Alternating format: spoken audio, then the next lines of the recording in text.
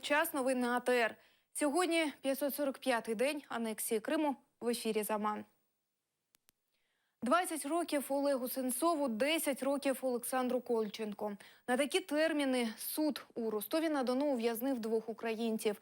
Обом закидають організацію терактів на анексованому півострові. В момент оголошення вироку вони заспівали гімн Незалежної. Сенцову окончательно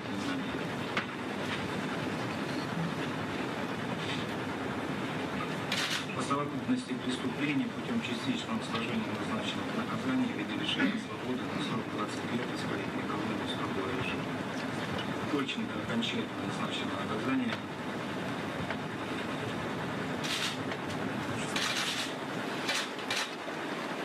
в соответствии с частью 3 статьи 69 по совокупности преступлений путем частичного сложения назначенных наказаний в виде лишения свободы на срок 10 лет исполнительной колонии строгого режима.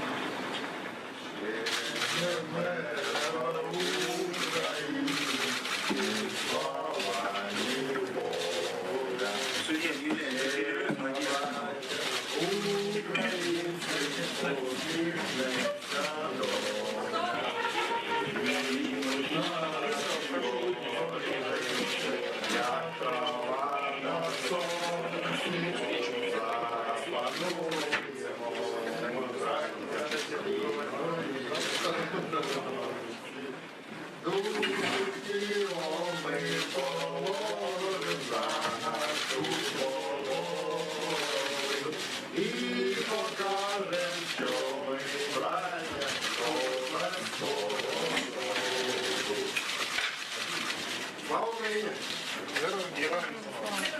В принципе, этот приговор был обещан еще год назад. Ничего, если была какая-то вера в чудо, то она была очень такая минимальная.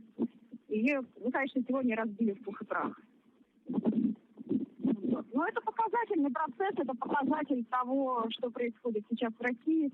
Это плевок всему миру в лицо, я считаю, потому что за Олега реально сражался весь мир. Ну, в очередной раз показали, а нам пофиг, нам можно все. В Європі пройшли мітинги на захист Сенцова і Кольченка. У Франції, Швеції, Польщі пройшли акції з вимогою звільнити кримських заручників. Більше сотні людей також зібралися біля посольства Росії в Києві. Прийшли підтримати політв'язнів. У руках тримали портрети 4 кримських в'язнів, звинувачених російським ФСБ у тероризмі – Сенцова, Кольченко, Афанасьєва та Чернія. Эти доказательства, они не выдерживают критики. Это политика. И нужно показать, что Крым должен быть зоной повышенного внимания спецслужб, потому что мог бы быть террористический акт. То есть это все как бы сфабриковано для того, чтобы держать людей в напряжении, и тем самым оправдывая свое там присутствие. Россия, геть из Крыму! Россия, геть из Крыму! Требуем свободы, хотя только что стал известен приговор, что свободы пока нет, к сожалению. Не согласны с тем, что людей, живущих по совести Конституции своего государства, хватает другого государства, увозит к себе, отнимает его землю и сажает в тюрьму. Російський суд продовжив арешт обвинувачених у вбивстві Бориса Німцова. Басманний суд Москви до 28 листопада продовжив арешт трьом обвинуваченим у вбивстві російського опозиціонера. Сьогодні ж суд розгляне питання про продовження арешту ще 2 обвинуваченим. Бориса Німцова застрелили у центрі Москви цьогоріч 27 лютого. 5 затриманих вихідців з Чечні слідчі вважають винуватцями злочину.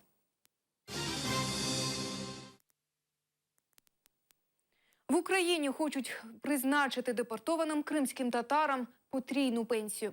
Такий законопроект зареєстрував Кабінет міністрів. Депортованим особам, які перебували на спецпоселенні, що визначається періодом з моменту депортації до моменту зняття режиму спецпоселень, стаж їхньої роботи за цей період зараховується до страхового стажу для призначення пенсії в потрійному розмірі, йдеться в тексті законопроекту.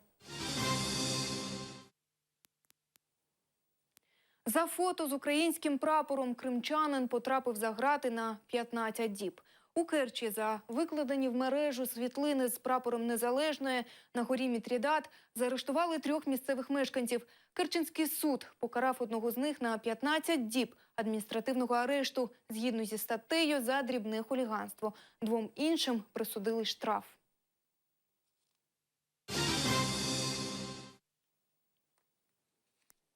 В День Незалежності України розважальних заходів на Майдані не влаштовували. Адже тепер це місце асоціюється з трагічними подіями Революції Гідності.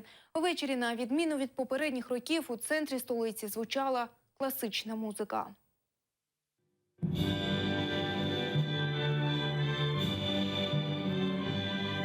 Гімн України виконує міжнародний оркестр «Калче Оркестра». Тут 100 музикантів із різних країн світу, 20 – українці. Це оркестр, який впродовж 2 тижнів тільки зібрався, а таке враження, що вони в ансамблі практично з колиски.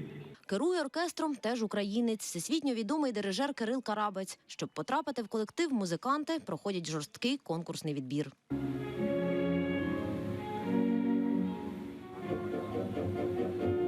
Перед виходом на сцену хвилюється співачка Джамала. Їй запропонували виконати сольну партію «Оду радості» – гімн Європейського Союзу.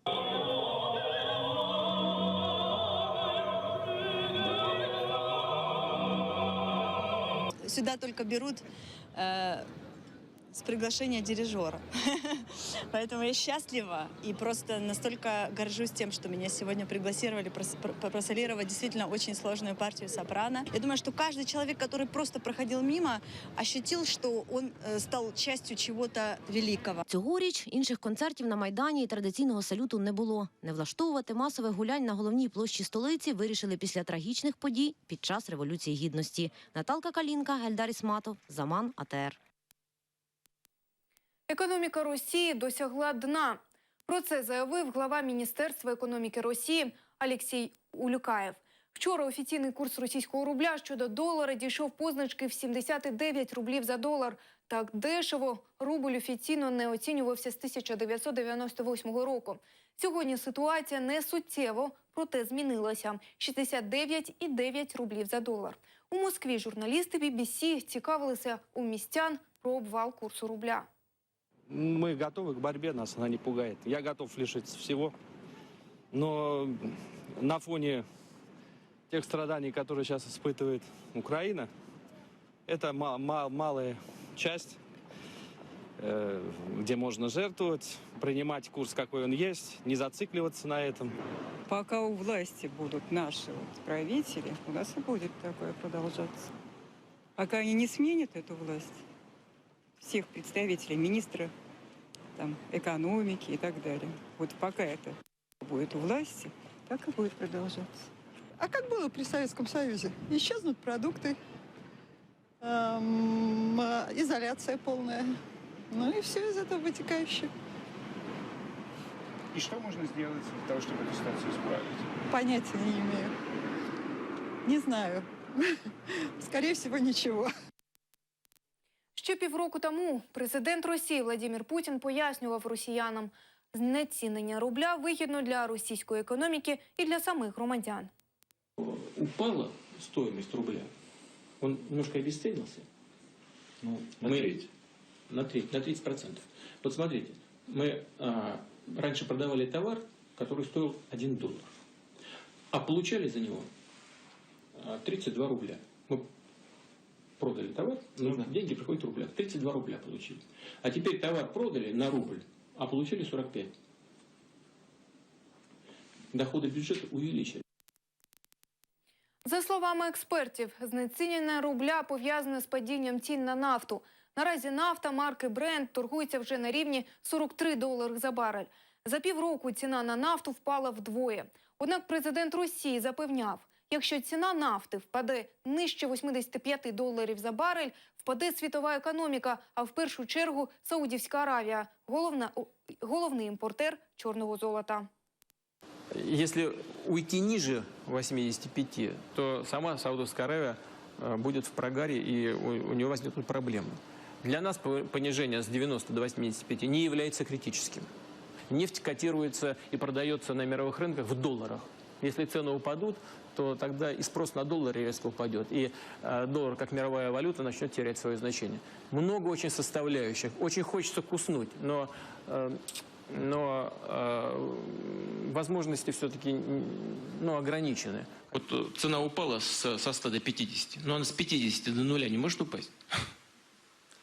Понимаете, я к чему это говорю? К тому, что есть определенные вещи, с которыми нам нужно жить, и надо, чтобы экономика к этому адаптировалась, и в этом есть определенные плюсы. А в обмінних пунктах Кримського півострова немає дефіциту американської та європейської валюти. Різке падіння рубля наразі не призвело до ажіотажу в обмінниках Криму.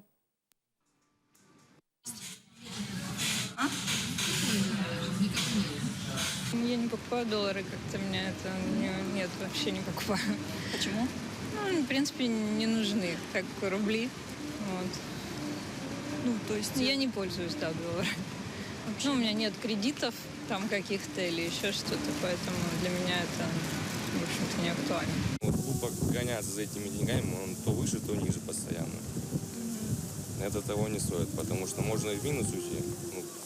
Путин не даст точных обещаний, да, как оно что будет на самом деле.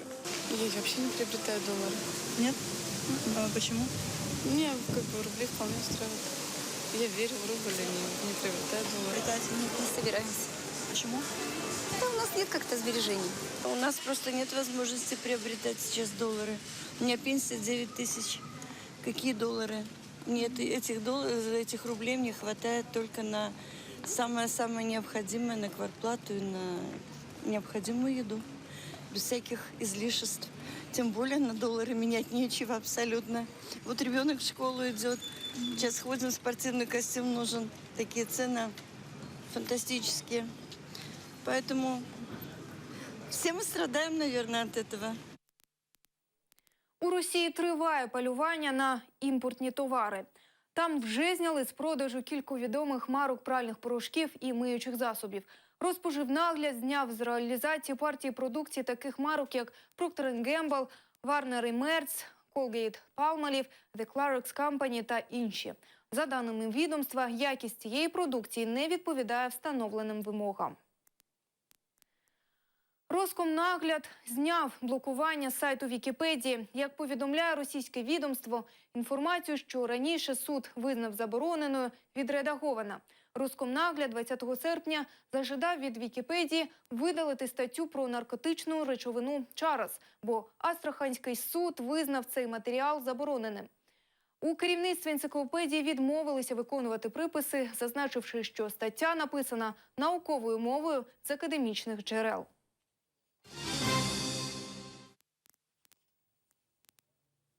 Туреччина готується до дочасних парламентських виборів. За ініціативою президента вибори призначені на 1 листопада.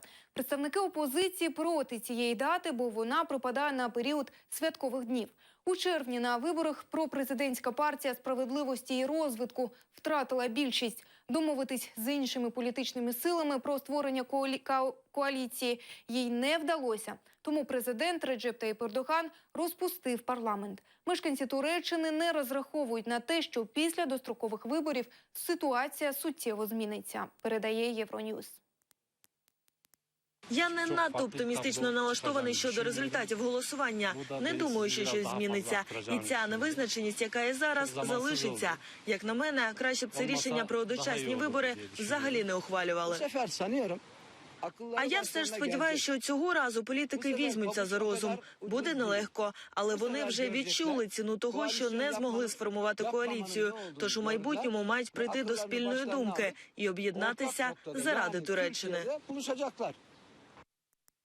Естонія побудує паркан висотою 2,5 метра на кордоні з Росією, довжиною у 108 кілометрів. Таке рішення подається в департаменті поліції і прикордонної охорони як міра для запобігання порушень кордону.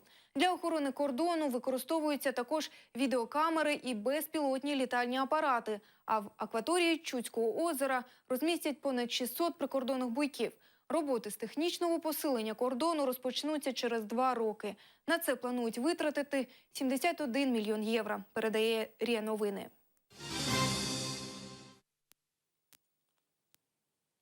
У Арпаті, нині село Зеленогор'я, пройшла зустріч односельців. На захід запросили і нашу знімальну групу. Зустріч односельчан села Арпат ось уже 25 років традиційно проходить у мальовничому місці біля озера з смарагдовою водою Панає в оточенні гір Курача, Мірзіль і Гушель.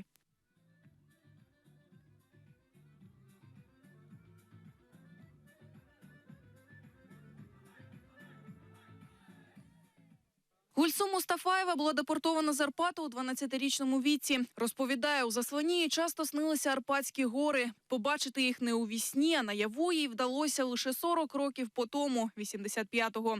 Коли Гульсум Ханом згадує той день, її очі наповнюються сльозами. Арпат для неї – це не просто точка на карті, це частинка її душі.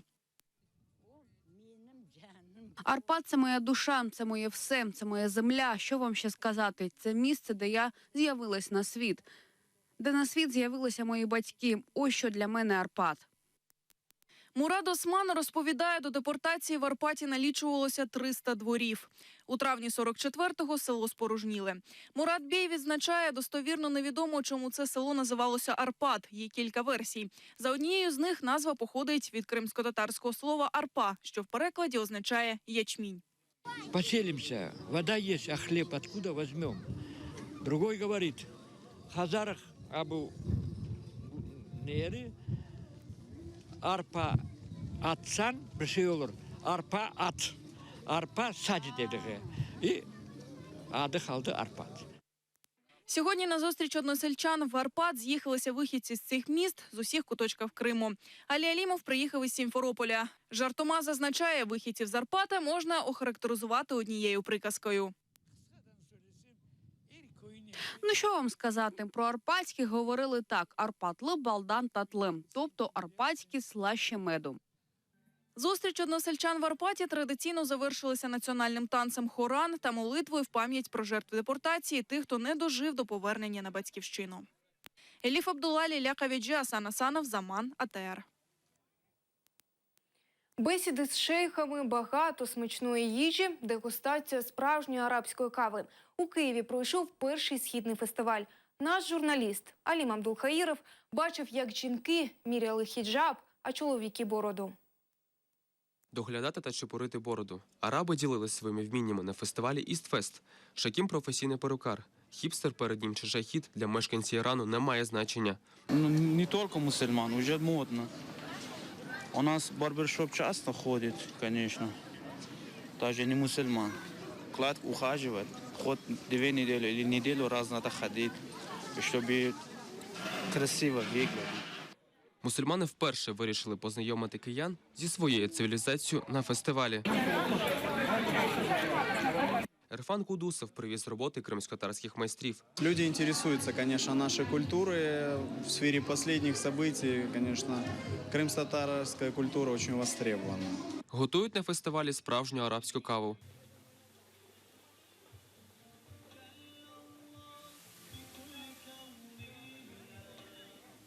Організатори кажуть, що цей фестиваль для того, щоб українці ближче познайомились зі східною культурою. Мы не ожидали, что будет такой отклик людей, особенно в воскресенье и День независимости скоро украинцев. Но я вижу, что людям это нравится. Фестивальная культура, она развита в Киеве. На фестиваль завітали близько 1000 відвідувачів. Відтепер організатори планують проводити «Істфест» у Києві щороку. Алім Абдулхаїров, Ельдар Кокос, Заман, АТР. Наразі це все. Більше розповість Ельдар Курцітов вже за 2 години. Нехай щастить.